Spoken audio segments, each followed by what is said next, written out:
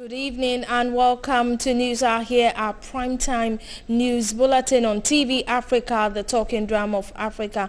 Now let's take a look at some top stories. Member of Parliament for Ablekuma West, Osla Owusu-Ekufo, has urged Speaker of Parliament Alban Bagbin to ensure calm prevails in the House, warning that the 8th Parliament risks being remembered as the worst in Ghana's history if the ongoing chaos continues. Now, the Ghana Armed Forces has clarified that the military presence at the Accra International Conference Center during parliamentary proceedings yesterday was at the request of the Speaker of Parliament. Now, in some other stories, Civil and Local Government Staff Association Ghana serves notice to strike from Monday, November 4th.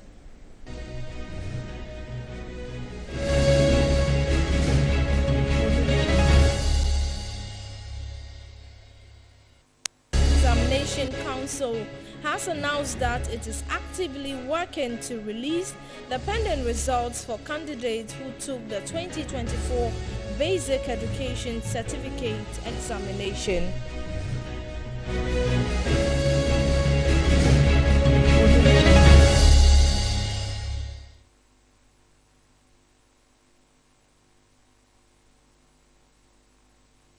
These stories and more coming up in the next 60 minutes. My name is Nado Kwashon. Now let's begin with the news. Member of Parliament for Ablekuma West, Osla Owusu-Ekufo, has urged Speaker of Parliament Alban Bagbin to ensure calm prevails in the House, warning that the 8th Parliament risks being remembered as the worst in Ghana's history if ongoing chaos continues. Expressing concern over the increasing disorder in Parliament, Owusu-Ekufo emphasized that it is the Speaker's responsibility to restore order and prevent further disruptions. Image that this 8th Parliament is creating for itself as the most chaotic Parliament that we've ever seen. And I think it's wrong and it is bad. And it doesn't do the image of Parliament any good. I don't think there is anything to be gained in rowdyism or fights on the floor of Parliament. And I'd urge the Speaker to sit with the leadership to ensure that, one, we can't say we will not respect decisions of the Supreme Court. How do we do that in such a way that we minimize the disruption to our work and let people also have confidence in the legislature as an institution? We call ourselves honorable members of Parliament. Our actions should also not debase the title that we put on ourselves, and our actions must also be honorable and not dishonorable. So I am a little concerned about the posturing that I read about and heard this morning. I'm on my way there, and I think it's time for cool heads to prevail and leadership to come together and send a clear signal that we can resolve our differences in a mature manner instead of resorting to violence, insults, and fisticuffs. That does no one any good. And we need to set a good example for the young people of this country. So let's deal with this challenge in a cool-headed manner. And at the end of the day, Parliament as an institution, our democracy will be the winner. If we don't, we would have done a great disservice, not just to ourselves, but to succeeding generations. And we'll go down in history as the worst Parliament, if not one of the worst, led by a Speaker, because the Speaker is supposed to bring order to the House. He doesn't want all this to degenerate under his watch. The manner in which he was sworn in, or he Now, still on parliamentary business, the Ghana Armed Forces has clarified that the military presence at the Accra International Conference Center during parliamentary proceedings yesterday, Tuesday, October 22nd, was at the request of the Speaker of Parliament, Alban Bagbin. This clarification follows media reports suggesting that military personnel were deployed to interfere with parliamentary business during the fifth meeting of the fourth session. In a statement issued the same day, the Ghana Armed Forces strongly denied the allegations, labeling the report as false. The statement explained that the deployment was standard procedure for the first meeting day of the week whenever Parliament convenes outside its traditional chambers.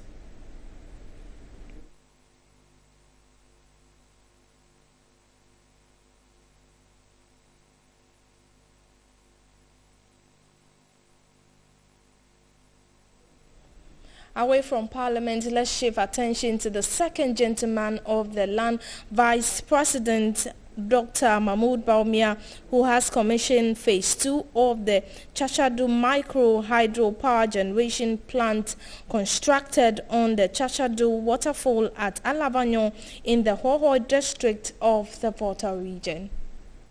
Is to bring down the cost of electricity by 50% for households and businesses. Thank you. I have every confidence, and today my confidence has been further enhanced that it is possible. Yes. I have every confidence that working with Bui Power Authority, within the first 4 years, we are going to go all out to introduce 2,000 megawatts of solar power into the national grid. Of the experience gained from this project, we'll be commencing a 3 megawatt plant at Blue Waterfall early next year under your presidency of Dr. Mahmoud Bawumia.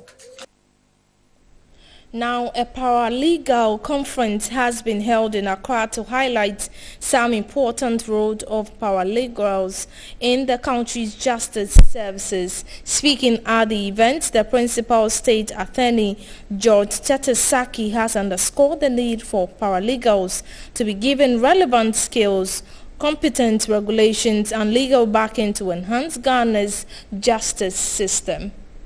The event was organized by the Center for National Interest and Research Ghana in collaboration with Institutes of Paralegals and Legal Executives and African Center for Collaborative Dispute Resolution. The event was on the theme Enhancing Access to Justice Delivery through Effective Paralegal Executive Practice and Effective Collaboration. Speaking with TV Africa News, Executive Director of CNIR Ghana, Jabaku Kadiabo Okansi, explained that the conference will enhance capacity building for paralegals and legal executives. Legal is trying to do is to regularize paralegals' operation within the Legal Aid Commission.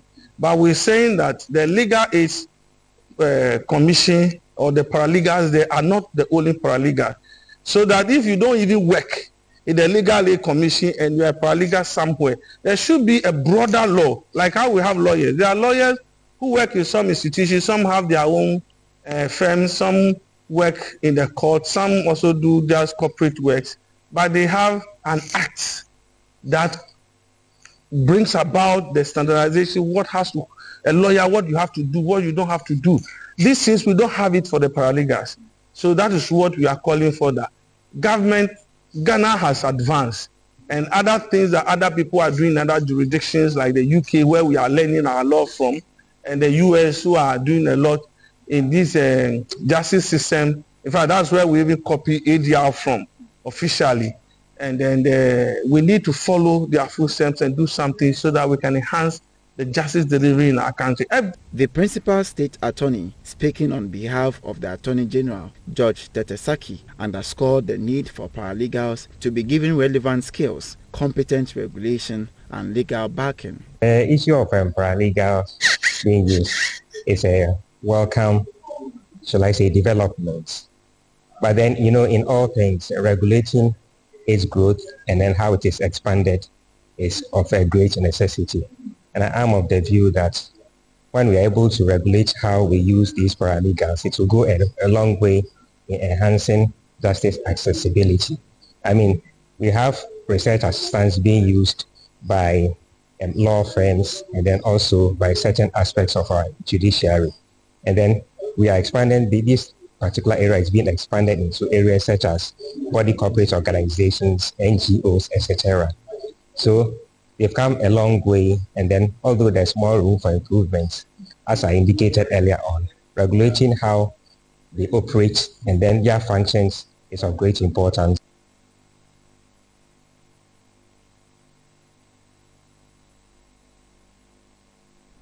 You're still watching News Hour here on TV Africa. Coming up after the break, CLOSAG serves notice to strike from Monday, November 4th.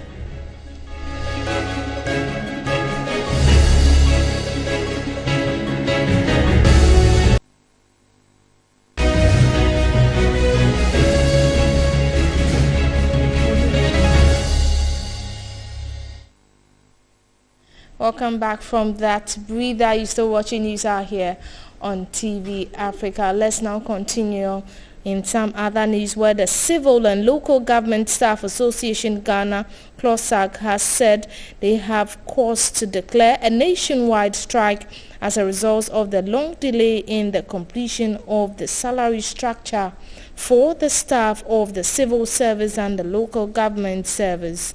In light of the above, CLOSAG would have no option than to declare nationwide strike from Monday, 4th November 2024.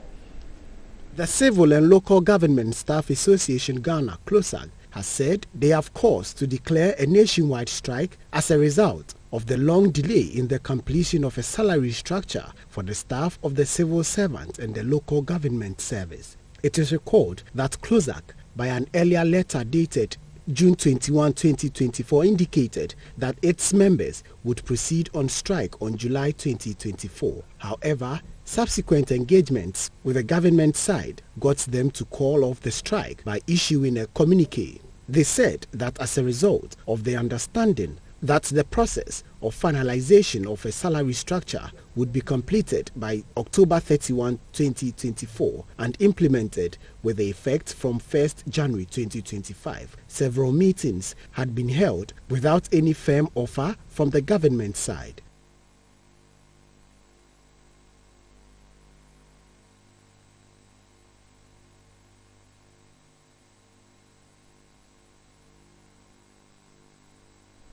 Now let's do some education-related stories where the West African Examination Council has announced that it is actively working to release the pending results for candidates who took the 2024 Basic Education Certificate Examination.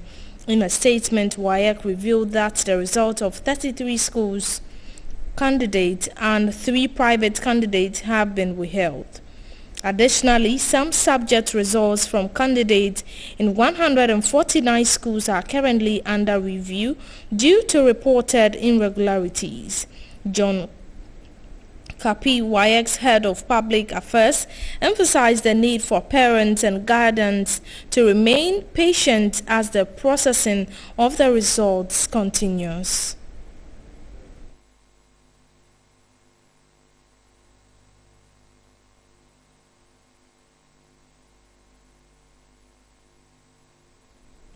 In some other stories, Communication Minister Osla Owusu has outlined efforts being put in place to boost Ghana's ranking on Global Cybersecurity Index. Best practices with us, a deliberate effort to train judges at all levels, from the High Court to the Supreme Court, on digital evidence and cybercrime, the various aspects of it, and all of that. So that's a key thing that we did. And we've trained so many, build their capacity that they are now serving as trainers for the West African sub-region, working with the World Bank and other international institutions. So that's one. And we acceded to the Budapest Convention and the Malabo Convention on Personal Data Protection and Cybercrime, which is our African Convention on Cybercrime. And with the Budapest Convention, which we become a full member of, we've got access to training, capacity building. They assisted us with the development of our legislation. They shared best practices with us. They did a capacity, the World Bank helped us with the capacity maturity assessment to let us know where we were. So the baseline we started with was near zero. We had a draft policy on cybersecurity and strategy which we inherited, but it was just the bare bones. So we worked with all these institutions to build it in the best practices, international best practices in mind, set up the Cybersecurity Center, the technical working group, brought them together to work, helped them to also build up their own systems and get the international exposure as well, training programs. And then we started recruiting bit by bit, starting with cybersecurity, national service personnel. The World Bank assisted us with some consultants and experts, which they paid for. So they worked with Dr. Albert Ntribue to build up the Cybersecurity Center. Now, the program manager for Skills Initiative for Africa at GIZ, Sabina Kloss, has called on African leaders to prioritize technical, vocational education and training to address unemployment by creating practical job opportunities for graduates. She, however, emphasized that TVET must be made appealing to parents and children as private sector demand for TVET graduates is high across the continent.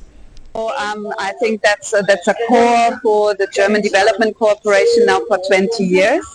So with GIZ, we work on several levels. So we have bilateral programs.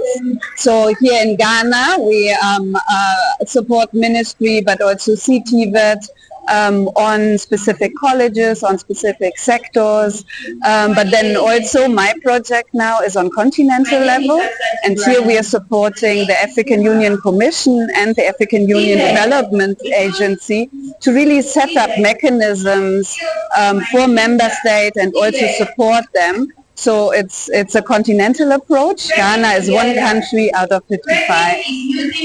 So yeah, as you know, skills are very important, not only in your country, because that's also where you support private sector.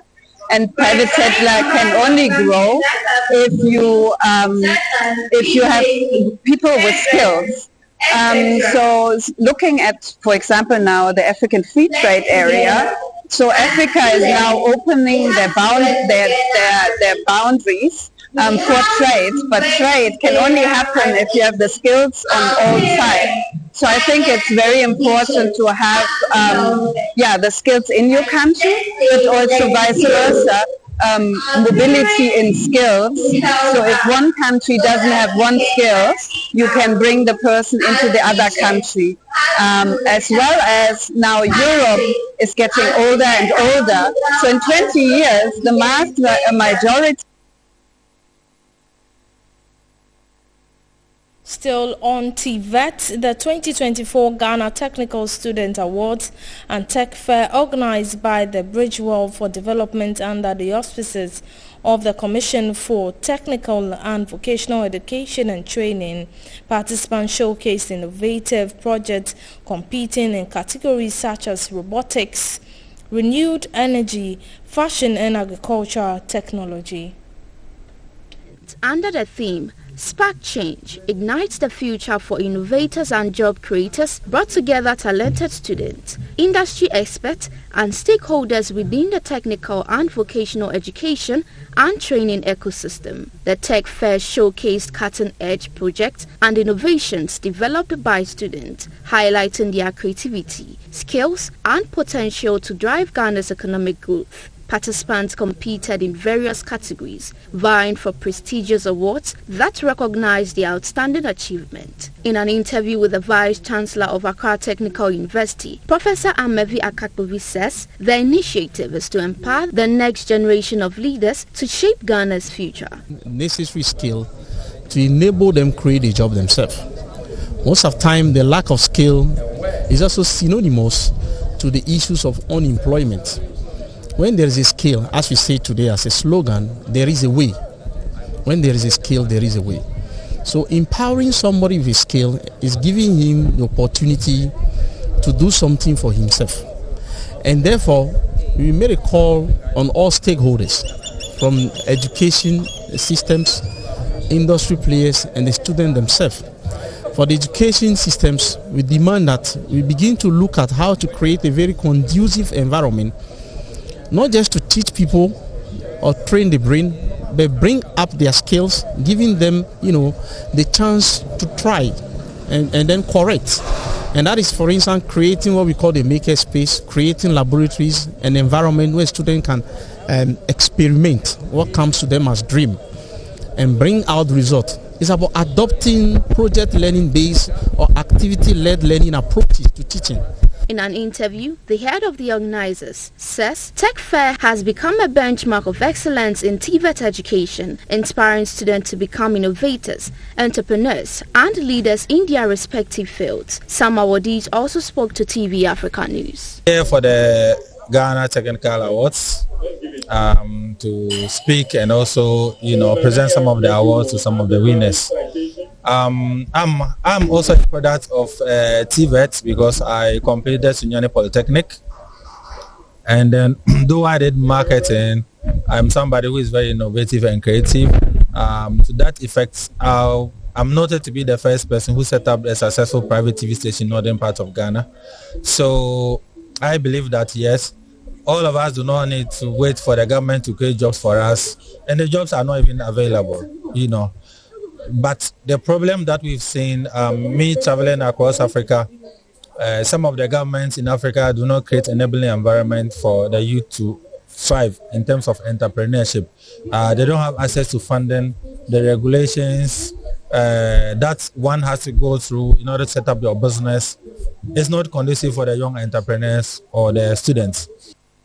Now, in preparation for the most anticipated general elections here in Ghana, a group calling itself Progress Youth Federation Ghana, an independent organization advocating for transparent, free and fair elections. The group expressed concern over the involvement of InnoLink, a private printing company, in the upcoming 2024 general elections. According to the Progress Youth Federation, InnoLink was responsible for unlawfully printing over 1 million excess ballot papers during the 2020 elections. Yene Progressive Youth Federation ne Eagle Eyesight Ekabo as a Electoral Commission of Ghana and InnoLink ejumakuo no omo contracts so printed ballot papers for 2024 general election. But yenso yehwe de etwa mu 2020 election no InnoLink ejumakuo no yede sa contract ne ma omo no omo printed ballot papers ne ma ne bro the Electoral Commission ka so omo print no e ma ebra NDC for raise alarm no omo kokoye any police for ka bom kokoshe no enti se obi adi sa dwumadie yi a adintin Electoral Commission sa ma omo another contract say 2024 general election omo san ko print another ballot papers. Inti ye feel say enya dia etwa kwan inti ye friends and therefore say ye the Electoral Commission anim say omunyi InnoLink infree sa printing of 2024 ballot papers no na InnoLink nso as adwumakuo no omo so be ye omu interest say omu be yi omu ho free printing nim obe print ballot papers a Electoral Commission ehwe nipa omu atwere omu din wo registered nim a omu koto aba na omu de kakra atoso inti a number of ballot papers are essentially printed. And some were printed those ballot papers, and so printed man broso. So printing na answer. A bit me abasu be called akoso or kotoaba na wenya ballot papers. And yet a chesson about no periphery ankles. Still in electoral-related stories, flag bearer of the All People's Congress APC Hassan Ayariga says the Ghanaians need a change of mindset to develop the country. According to him, political leaders must engage with Ghanaians to instill the conviction to prioritize their country and consider it in their most valuable asset. We need change the way we do things. We need to change our mindset towards work, our attitude towards our country, Ghana, and our role in leadership. As leaders of political parties, we also need to be transparent, sincere, and very honest. You're still watching News Out here on TV Africa. Let's go for a quick breather. When we are back, we'll get to see the very latest in the world of business.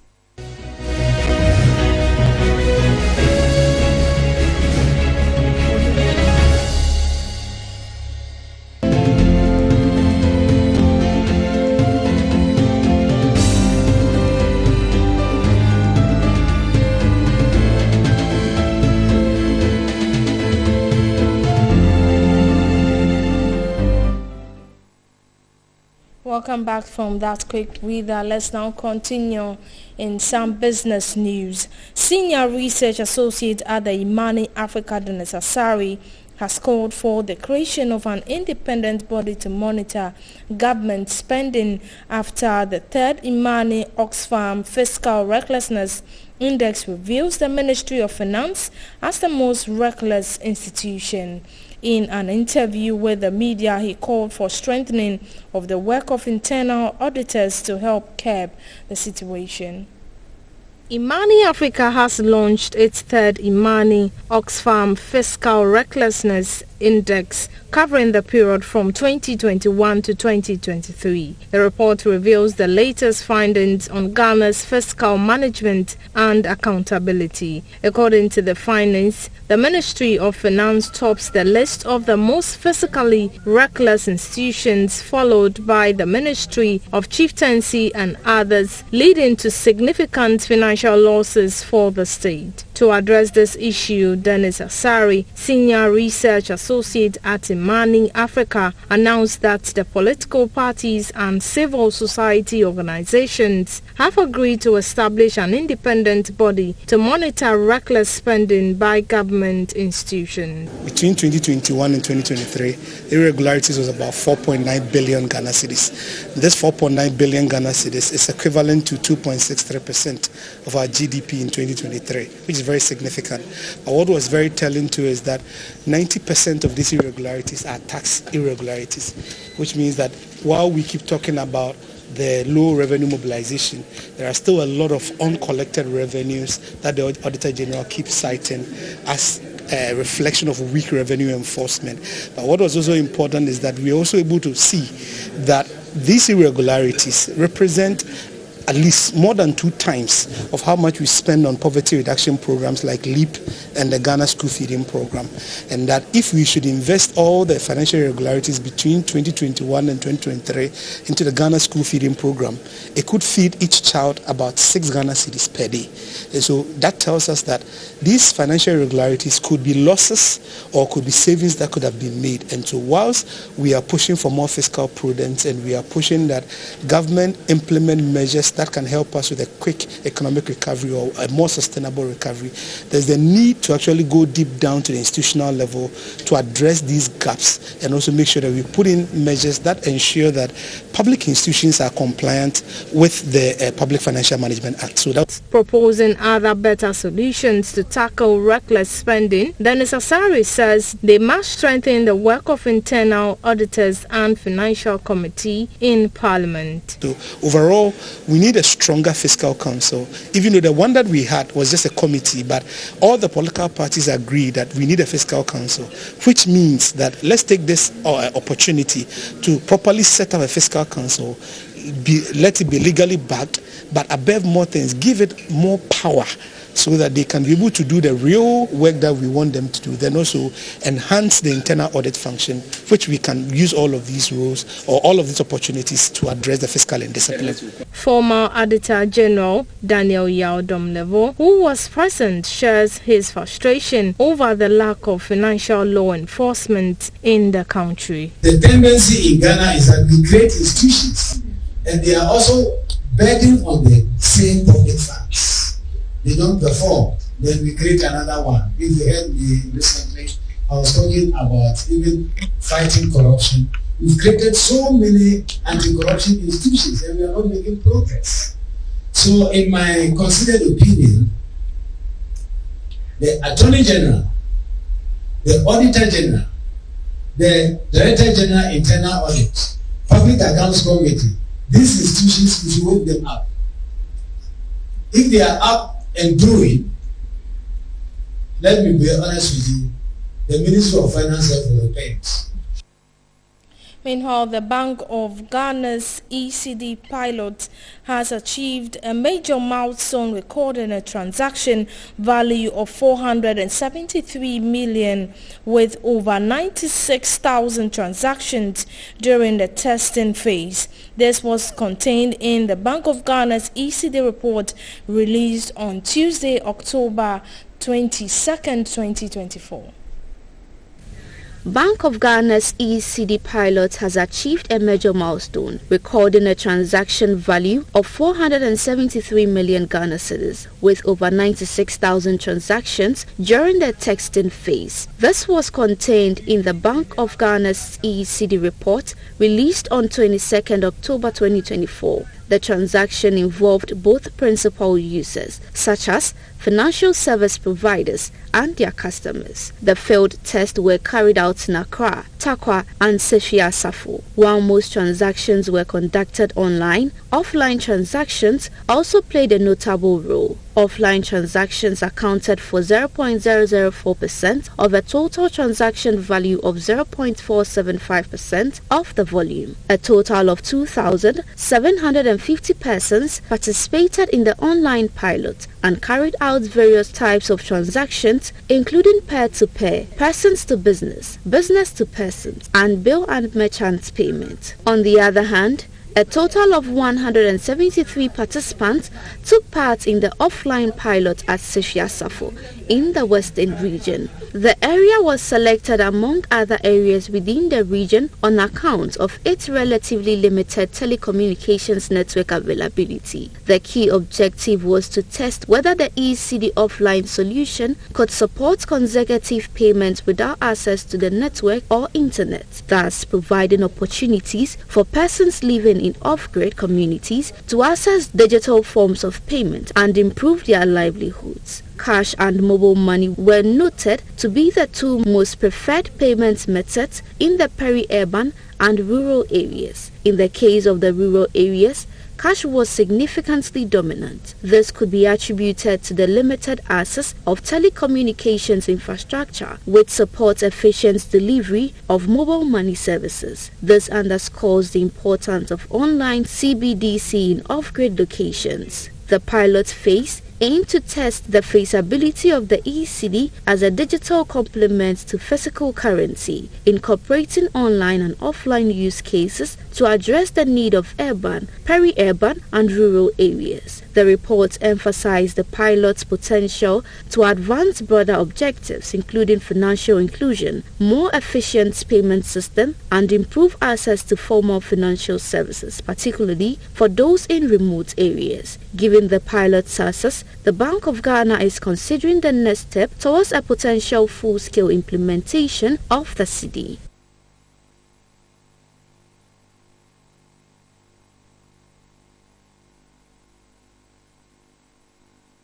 Still in business, as part of International Customer Service Week celebration, some service providers are calling on Commission for Technical and Vocational Education and Training to make customer experience as an objective subject to be taught in all TVET schools across the country.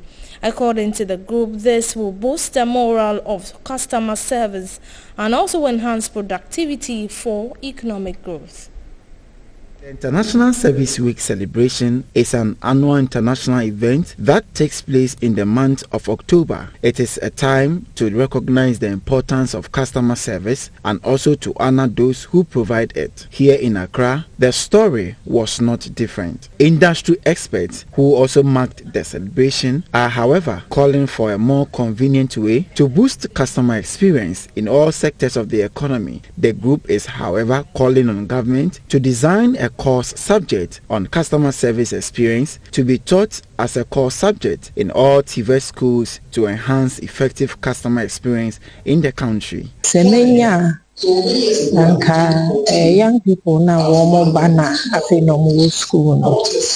First no na entrepreneurship. Man saying curriculums ni bi no the entrepreneurship account. Menya customer experience, not just customer service but experience no. And here the back as a major part.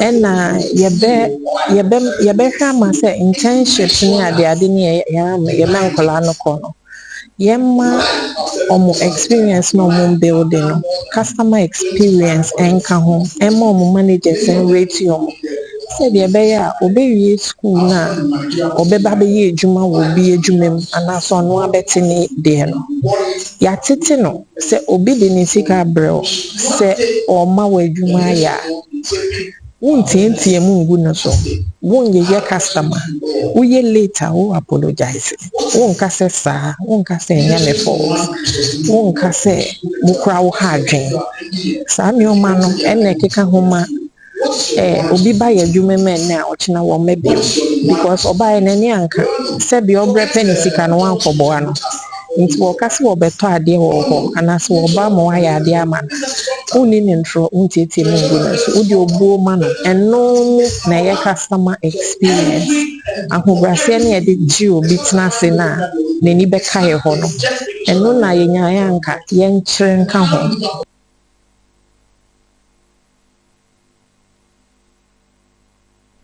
Meanwhile, flag bearer of the All People's Congress has assured executives of the Ghana Union Traders Association (GUTA) of duty-free at the port when elected as president on December 7th. Because you don't have to wait 3 more weeks again after spending the first week. So when you spend your salary 1 week and it's gone, you know that by next week you're getting another salary. Continue. The next policy. It's your policy, Freeport. The policy of Freeport. Initially, I said that the most expensive commodity in Ghana in the world is in Ghana. Duties is the highest in the world. Recently, I went to the US and bought a car for $10,000. I cleared this car like 3 weeks ago. To use it for my campaign. I paid $40,000 to clear that car. That's all for business. Enoch Nisaki standing by with sports. Let's go for a quick breather. We'll be right back.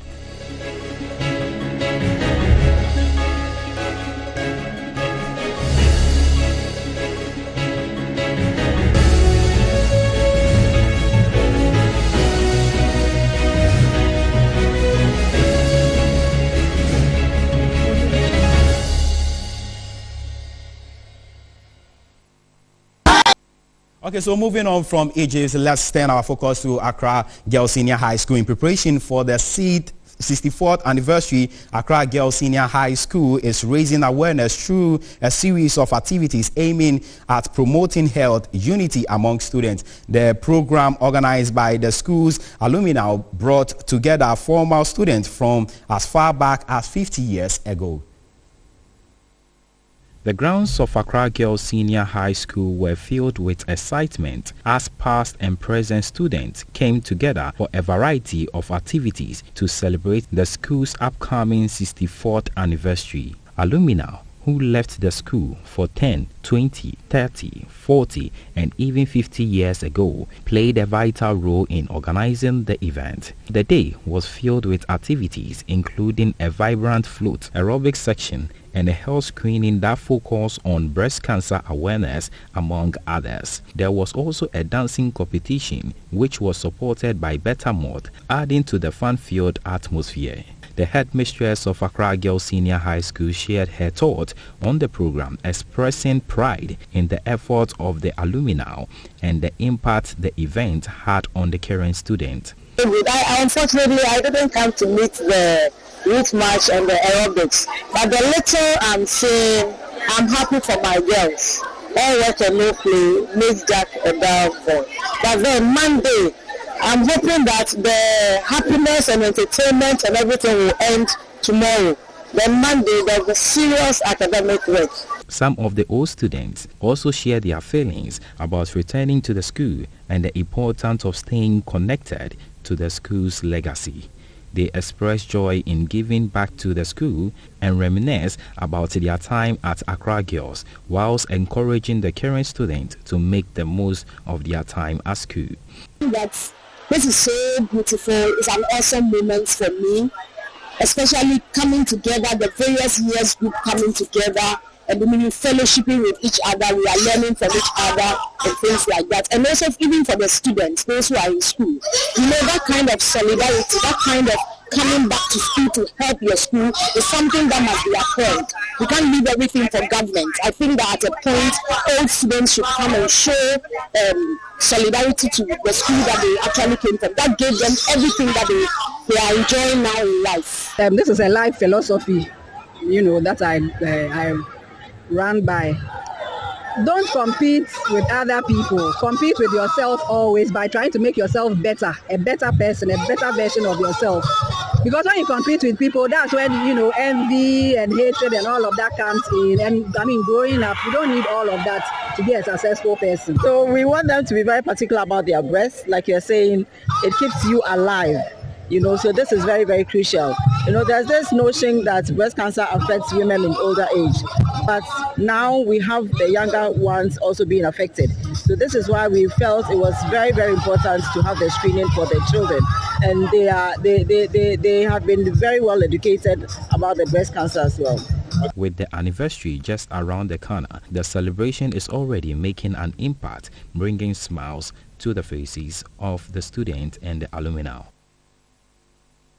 So this is something interesting coming from Accra Girls Senior High School. So this Saturday they'll be celebrating their 64th anniversary. So you could make a date and pass by and celebrate with them. And also the organizers from Fashion Over Drugs and the Young Vision Association and the Dawn Entertainment from the Accra Girls anniversary, they would be organizing a drip and chill event at the Wheezy Serene Hotel. And this is to clear or to help people who are into drugs so that they can help and support them to do away with drugs. So this event will be coming on the 26th of October 2024, which is this Saturday. And also at Ablekuma Awoshi Banyard also, there will be on the 9th of November 2024, there will be an exciting event, and we'll bring you more about this event in our subsequent news. So up next is international news.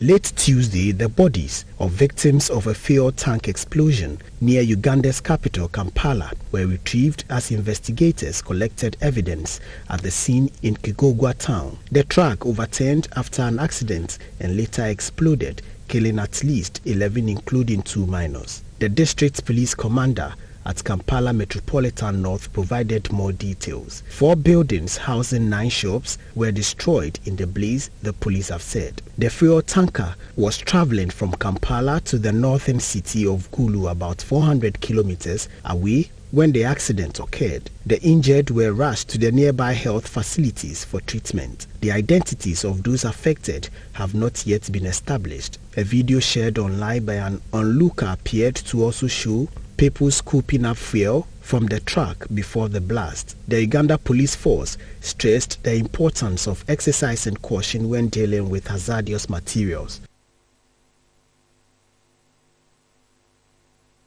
President Vladimir Putin held bilateral talks with his South African counterpart Cyril Ramaphosa on Tuesday on the sidelines of the BRICS Summit of Emerging Economies. Putin hailed trade and economic relations between the two nations, adding that they can collaborate in areas including energy, agriculture, industry and science. More than 20 leaders will attend the summit, defying expectations that the war in Ukraine, Western sanctions and an arrest warrant would isolate Vladimir Putin on the world stage. The summit will last until October 24.